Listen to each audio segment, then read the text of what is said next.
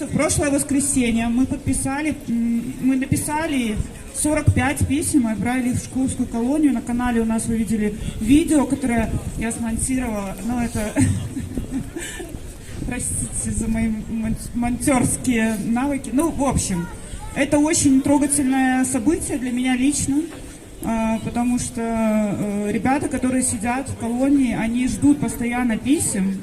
Ребята, девчонки наши.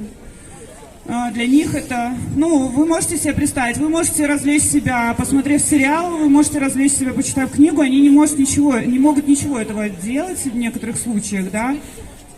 И для них письма это как вести из свободной, там, со свободы, что-то у меня сегодня с языком. И, ну, даже просто как развлечение, да. Поэтому, пожалуйста, я еще раз прошу, не забывайте писать письма и не обязательно думать, что нужно написать что-то очень важное, пафосное. Можно писать просто о том, чем вы занимаетесь, задавать открытые вопросы. Ну, например, можно написать: у меня есть собака, нравятся ли тебе собаки? И человеку будет интересно вести переписку, да, особенно если такая возможность у него будет.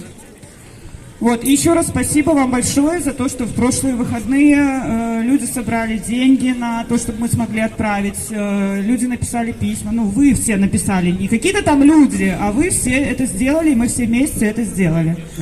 Следующее воскресенье, как я и говорила, я бы хотела предложить еще раз написать письма. На этот раз я выбрала, думаю, что не будет никто возражать, Гомельскую женскую колонию. Там сейчас находится 23 женщины политических заключенных. Поэтому те, кто сегодня присутствует на акции, я сразу предлагаю вам, если вы хотите написать письма на следующую акцию, потому что уже стало холодать, на улице писать их, ну, действительно не очень комфортно. Вы можете написать их дома, принести на следующую акцию, и мы все коллективно их отправим потом, через следующее воскресенье. Вот. Но и здесь на акции тоже будет стол, будут конверты, я подпишу там все конверты, и мы все это отправим потом. И еще раз спасибо вам, и вы большие молодцы. И большие молодцы, что приходите в этот Дубак на акции.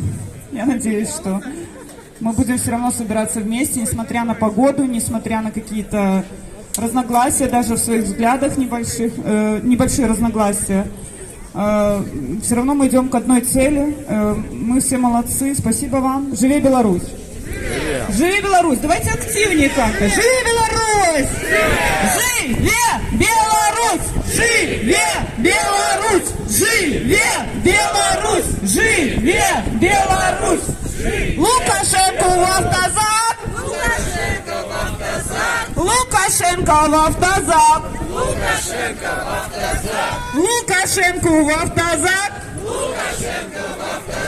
Бабу Лиду в автозак!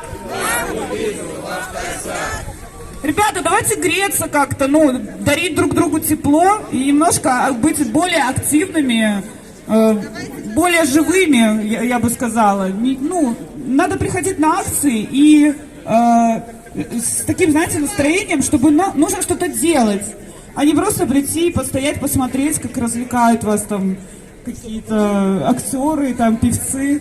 Подходите, пишите здесь сейчас плакаты. Привет.